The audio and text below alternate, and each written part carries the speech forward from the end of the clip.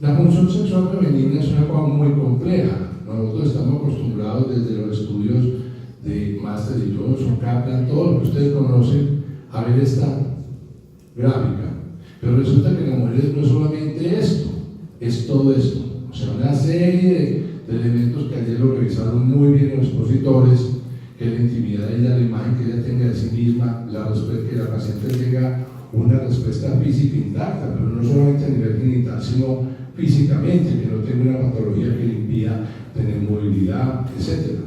Y por último, la función sexual de la pareja. ¿Qué tan buen compañero sexual es su compañero habitual? Sea hombre o sea mujer. Eso tenemos que clarificarlo, porque a veces somos medio en eso muy coercitivos.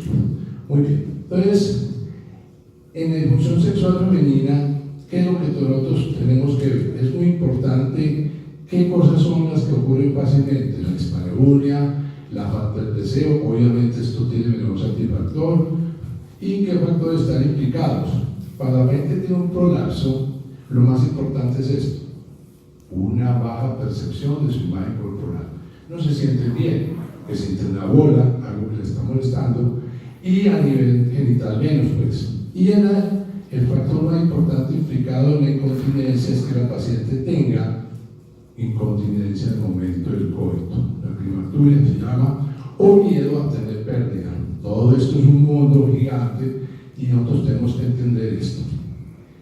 El grado de afectación se va a correlacionar siempre con el tipo de disfunción que la paciente tenga y con la severidad de los síntomas.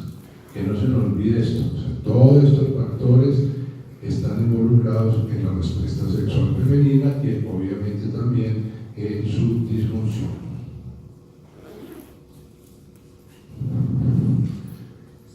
Entonces, ¿cómo funciona esto? Ayer la doctora Sofía hizo una referencia muy interesante a todo esto y vemos que la respuesta sexual femenina es muy compleja, de tener un aporte sensorial adecuado, eso es una función central, digamos, de tener un flujo sanguíneo a nivel vaginal y genital y de tener una comodidad vaginal. ¿Qué es comodidad vaginal?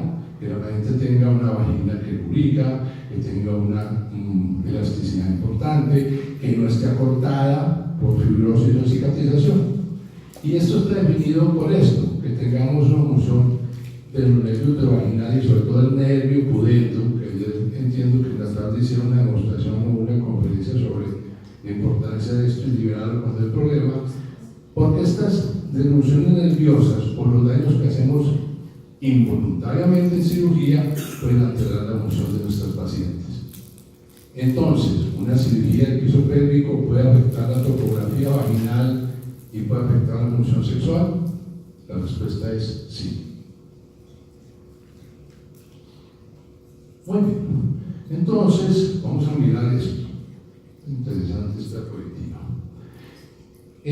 Se hizo un estudio con respecto a la longitud vaginal. Esta es una publicación hecha en el año 2015, donde mostraba que cuando la paciente era más activa sexualmente, la longitud vaginal tenía importancia. Es como si tuviera el hecho de tener actividad sexual hiciera que la longitud aumentara.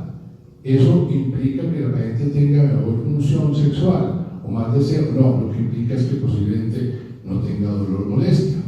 Porque, como dice, de acuerdo a estos parámetros de evaluación, no hay una correlación con la alteración de la función sexual. Puede que tenga de pronto en algún momento una mejor respuesta. ¿Cuáles son el grupo que se considera mujeres activas? Pues tenemos que todas las mujeres pueden teóricamente ser activas sexualmente, pero ¿cuáles son las que son más? Las que son, el estudio mostró que eran las que eran significativamente más jóvenes, que tenían un índice de masa corporal menor y eran más saludables. Y significativamente también eran aquellas pacientes que tenían un menor porcentaje de prolapsos que tuvieran más un grado 3 o 4. ¿Y cuál otra mujer era muy activa? Aquella que tenía una historia de menos cirugías realizadas para el piso pélvico. Muy bien, entonces se preguntaba, bueno, entonces ¿cuál es el punto de corte de una longitud vaginal adecuada? Entonces ellos dicen que la longitud de 7 centímetros, pero hay un estudio previo que decía que entre 4 y 9 centímetros era la longitud adecuada. Estos son pues como estudios a veces como subjetivos. Muy bien.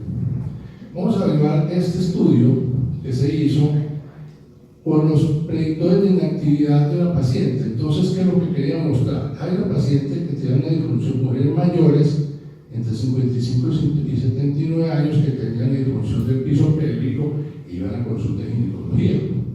Por la pareja activa sexualmente, de ese grupo eran 60% activas. ¿Cuáles son los factores predictores de inactividad sexual? Aquellas pacientes que posiblemente eran menos activas sexualmente. Está relacionado con la edad y vuelve a aparecer esto, bajo nivel educacional. Ya lo hemos visto antes como un hallazgo interesante. Y ese es predictor de inactividad. Ahora, ¿cuál es el predictor de disfunción sexual? La paciente que tiene antecedentes de cirugía de piso pélvico. Muy bien. ¿Cómo clasificamos nosotros todos estos fenómenos? Es decir, tenemos que tener una cuantificación. Eso no puede ser que me gusta, que mis pacientes dijeron que se sintieron muy contentas, muy felices. Eso sí es pues una cosa que ofende pues a cualquiera de nosotros. ¿Ves? Estos son digamos, las cuatro maneras de evaluar. Este primero es muy conocido, ayer lo decían los expositores. Estos son los índices de función sexual, es genérico, tiene 19 ítems y tiene dos dominios muy interesantes, que son el dominio de la excitación y de la lubricación. Y la excitación tiene que ver con la parte como central y la parte periférica es la lubricación. El PESClub es muy interesante porque es para evaluar en pacientes que tienen prolapso e incontinencia. No estoy hablando en este momento de cirugía, sino cómo se evalúa. Tiene 31 ítems y tiene 3 dominios que son muy importantes. El primer dominio es la parte emocional de la paciente. El segundo dominio es la parte física y el tercer dominio es el compañero sexual. Vamos a ver en estas 4 perspectivas que siguen cómo esos dominios con los procedimientos quirúrgicos se mejoran 2, la parte física y la parte de su compañero, pero más no la parte emotiva de ellos. ¿Y por qué no? Porque si ya vimos que las mujeres no son solamente genitales, no solamente la vagina, un clítoris, es todo. De manera que esto es importante. Este PESClub es una versión corta de este, y este es lo que hizo la IURA en mujeres no activas sexualmente. Muy bien, entonces el PESClub 2 tiene esto: valorar el impacto de la disfunción sexual del piso pélvico en mujeres activas sexualmente. Dominio emotivo, los primeros 4 ítems: sexo, deseo, excitación, dominio físico y dominio de la pareja. ¿Qué es esto? ¿Cómo percibe la mujer el efecto que tiene su prolapso o su incontinencia en la función sexual del compañero? ¿Qué le pasa al compañero?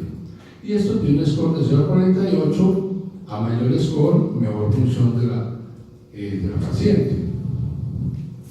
Muy bien. Entonces, mira, ahí está todo lo que está pues como codificado y veamos esto.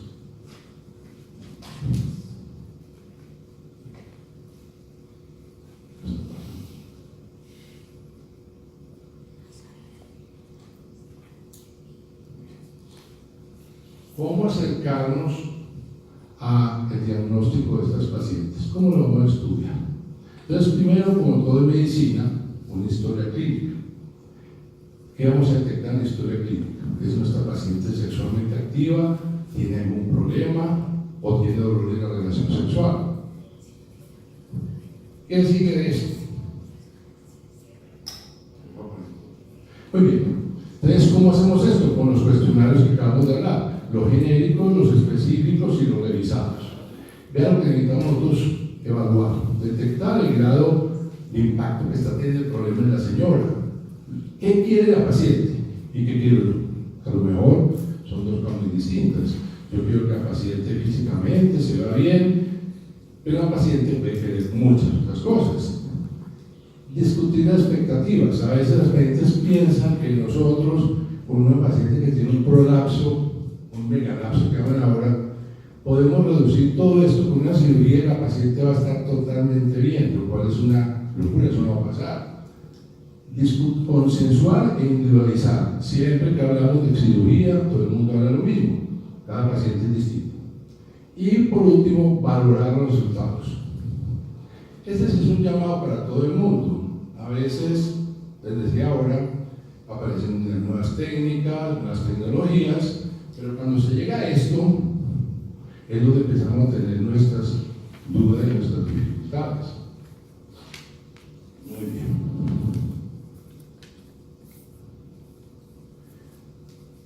Entonces, reconozcamos lo siguiente: la disfunción sexual es más frecuente en esta mujer, ya vimos que son las que son normalmente nuestras pacientes. La mayor incidencia de cirugía reconstructiva está en cuál edad, en esta exactamente, y la actividad sexual en ellas oscila aquí. Entonces, cuando usted va a operar a una paciente, usted cree que es quirúrgica, usted tiene que preguntar estas dos cosas. Esta conferencia es la conferencia de las preguntas. La paciente no tiene disfunción sexual, entonces, como si yo voy a hacer una cirugía, estoy seguro que no voy a provocar esto. Y si la paciente tiene la disfunción, estamos seguros que la vamos a mejorar. Esas son dos preguntas que les pido que se hagan ustedes. Esto tiene, desafortunadamente, datos muy discordantes. ¿Por qué? Porque todos estos estudios son heterogéneos, inclusive cuando los cuestionarios son validados. Miren la diferencia entre el que no es validado y es validado. Eso demuestra mejoría en el score global, en el dominio físico de la pareja, más no cambios en el dominio emotivo. Cuando hacemos cuestionarios no validados o validados pero no específicos, no hay ningún cambio. Inclusive hay estudios que demostraron que las pacientes tuvieron un deterioro. Entonces, el cuestionario específico que tenemos aquí, que es para valorar previo la disfunción, ¿será que nos sirve también para valorar la disfunción provocada por la cirugía? Vamos a ver estas diapositivas. Aquí tenemos dos de los individuos más importantes en el mundo de la uroginecología. Quienes están metidos en los grupos de estudio saben que esta persona y esta otra persona han escrito montones de cosas y han diseñado muchas teorías, han hecho muchas cirugías, cosas muy bonitas.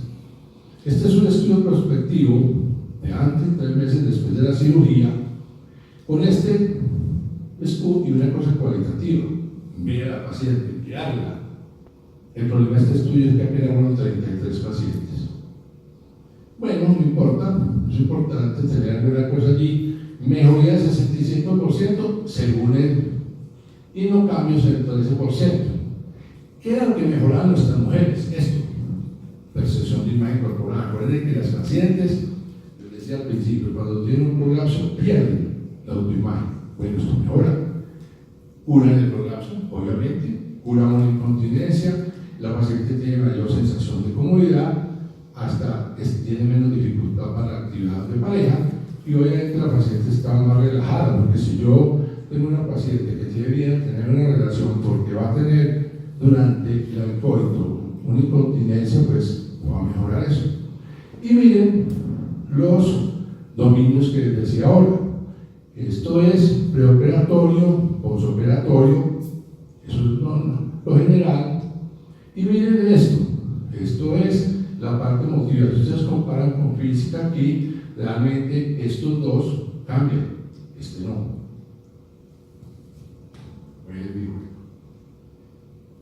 Hay un deterioro hasta el 7%. ¿Y por qué hay un deterioro allí? Porque la paciente tiene miedo a que los resultados que tenga esa cirugía empeoren su condición. Y tiene razón, tiene miedo. Miren esto, la dispareunia posoperatoria de globo. De 13 pacientes, 8 tenían afectado su vida sexual. ¿Por qué? No había penetración, disminución de la satisfacción, disminución del deseo y evitar la relación. Miedo al dolor, y obviamente con esto. miedo a perjudicar su cirugía. Inclusive en ese estudio donde ella notaba una vagina muy corta, como con un tope, una obstrucción, síntomas funcionales nuevos y otros problemas de la pareja. Entonces mire esto, el señor tiene miedo a ocasionarle daño a la señora que fue operada. Estos pacientes, como vienen con una historia de prolapso muy grande, el deseo se ha ido disminuyendo y no va a mejorar mucho, porque tiene un periodo de actividad muy grande. Y esto va a alterar la relación de pareja. Estos autores concluyeron que son dos personas muy importantes en el mundo de la uroginecología, que la cirugía puede provocar estos eventos que afectan la salud sexual de la mujer. Pero, aquí es donde está la clave de esto, el PIS-Q no representa adecuadamente, realmente, el efecto negativo de la cirugía. Es decir, no tenemos una medición exacta para evaluar esto. Hablamos de esto, entonces, casi el 50% de estos efectos, ¿cómo se evitan? Hagamos una valoración, una discusión, una información muy precisa a la paciente de lo que le vamos a hacer y de lo que le puede pasar. Entonces, vamos a ver los traumas quirúrgicos, qué es lo que pasa con las cirugías. Entonces, para los cambios anatómicos, llevando la estrechez de la vagina con cicatriz, puede haber cambios neurovasculares por la cirugía, la inervación alterarse, y esto obviamente impacta en la función sexual. Puede haber dispareunia, como lo vimos ahora, una alteración de la excitación y menor satisfacción. No cabe duda de que eso ocurre en muchas pacientes. Entonces, causa que una repercusión psicológica y emocional muy importante. Por eso la pregunta que nos hacíamos ahora, ¿será que nosotros con la cirugía sí le vamos a corregir a la paciente o vamos a causar más problemas? Entonces es importante que nosotros siempre que valoremos, tenemos que valorar muy distinto a la gente que tiene incontinencia urinaria a la que tiene prolapso. Cada uno tiene expectativas distintas. Y tener en cuenta que el tipo de infusión que vamos a tratar, qué le vamos a hacer y si vamos a emplear mallas o no. Paro aquí. Lo de las mallas es una discusión interesante que no vamos a tratar aquí hoy. Voy a pasar rápido con eso porque eso tiene tantos detractores como amigos. Entre los amigos estamos con nosotros, que creemos que las mallas, cuando son necesarias, cuando son muy eficientes y mejoran mucho la calidad de vida del paciente. ¿Cuál es el problema de las mallas? No saberlas poner, creer que ve una malla, está en un entrenamiento de 8 días, ve que un profesor la pone y él le ayuda a poner uno y ya le da derecho a estar poniendo mallas. Escoger el paciente inadecuadamente. Cuando empezaron las mallas en Estados Unidos, usaron las mallas gigantes, operaban pacientes que tenían prolapsos mínimos. Imaginen lo que pasó, las mallas se destruyeron una serie de lesiones que por eso demandaban las compañías, y las compañías tuvieron que sacar del mercado esto. Todavía la compañía Johnson & Johnson está pagando millones por las demandas que tiene. Entonces, eso es una cosa, digamos, que no vamos a mencionar aquí, pero para que lo sepan. Ahora, cuando nosotros operamos, estamos seguros de que vamos a mantener esa funcionalidad. Ya vimos lo que vimos ahora. ¿Qué sabemos o qué podemos hacer en nuestra práctica para disminuir ese impacto negativo de la cirugía? Que obviamente ya vimos cuál puede ser.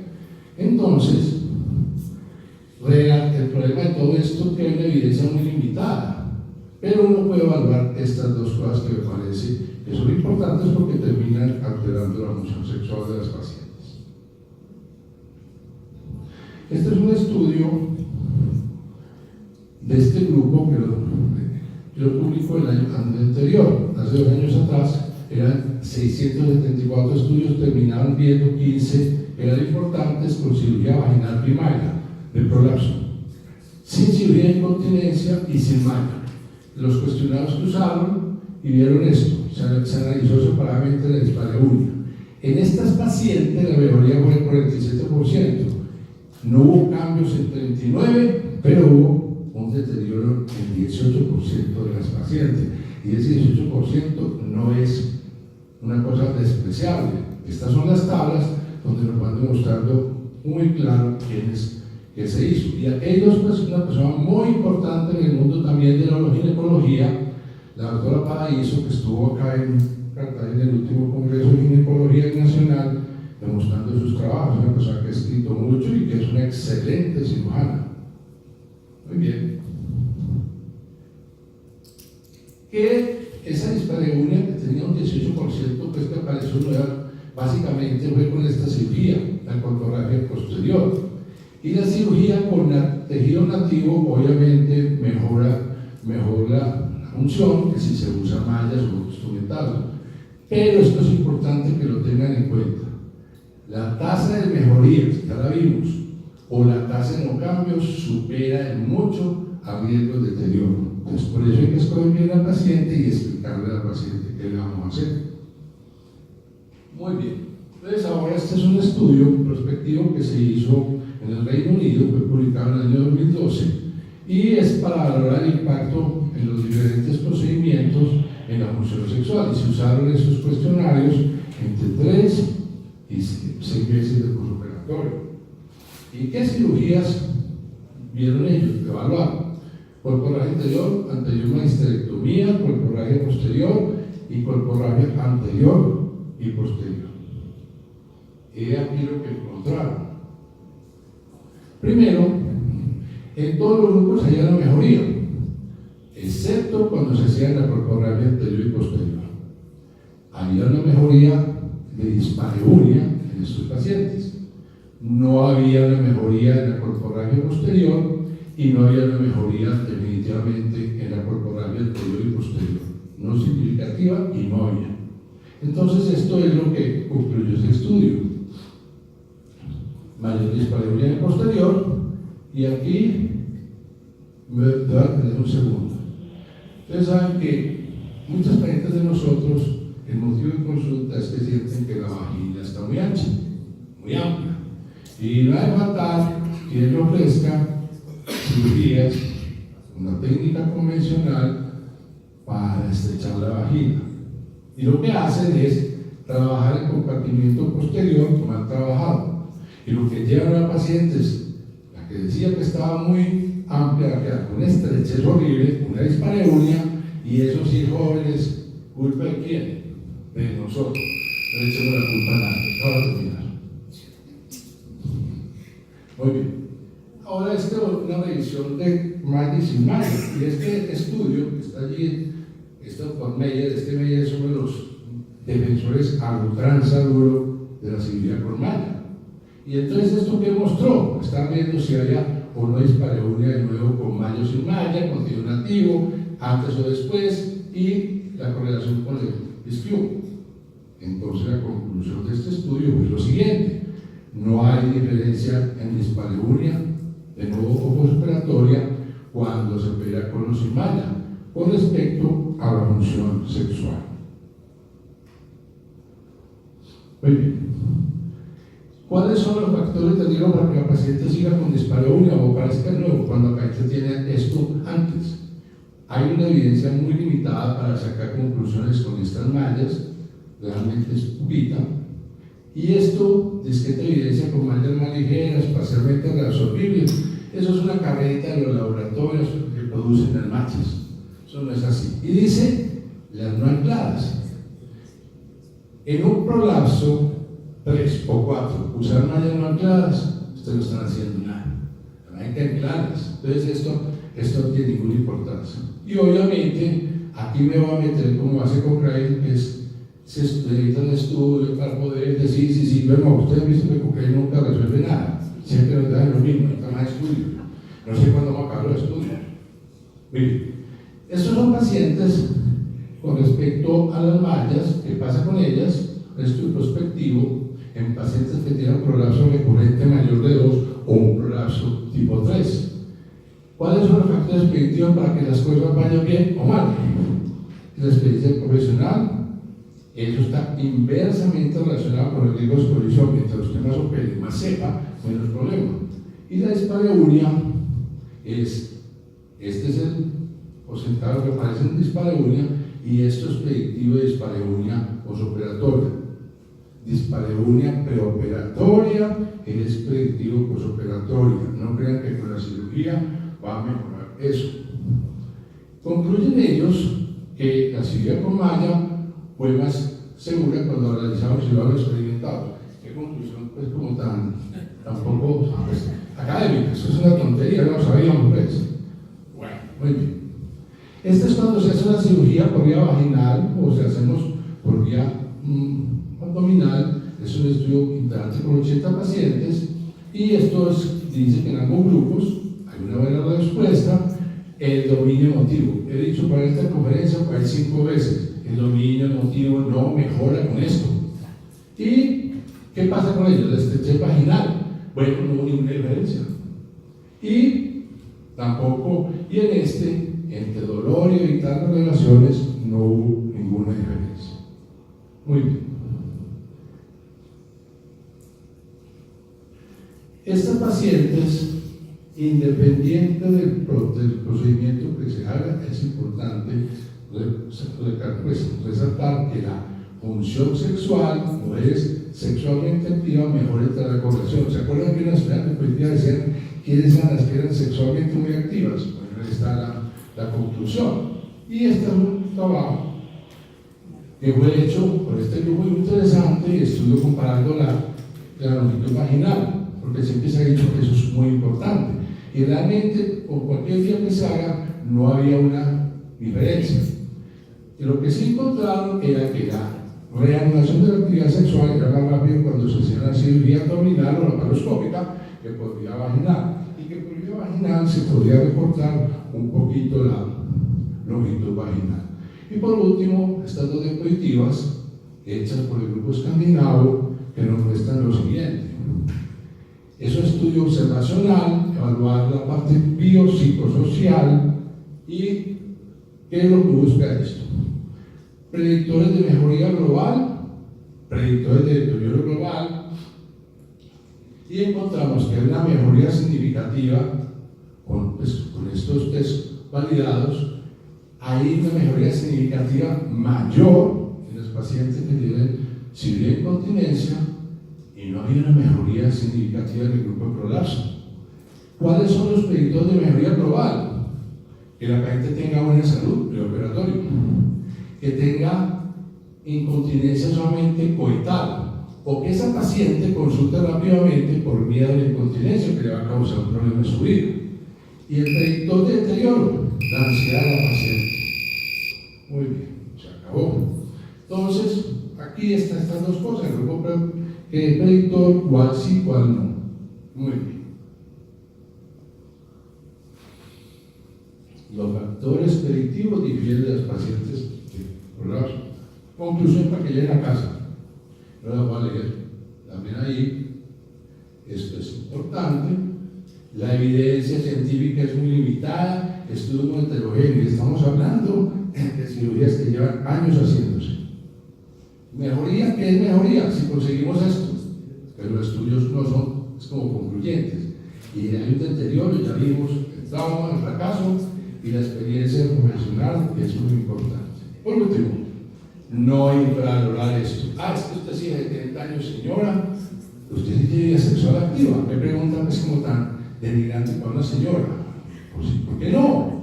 ¿Por qué no? Ayer lo decía uno de los expositores, ¿hasta cuándo tiene vida sexual? Hasta media antes de morirse, 1 hora, eso no importa. Pero de pensar que una mujer que tiene 50 años o 60 ya está mal, con un agravante, que es que ellas piensan que es así, eso es lo malo. Doctor, tener relaciones, yo, ¿para qué? ¿Qué pereza? Si estoy muy viejita para eso, qué horrible. Y en las técnicas les pido el favor, no acorten la vagina. Y ven que se necesita aquí estoy con Frey, soy un discípulo amado de esa biblioteca. Se necesitan estudios bien diseñados, con cuestionarios validados para poder decir si sí o si no. Muchas gracias por su atención, por su paciencia y sigamos disfrutando de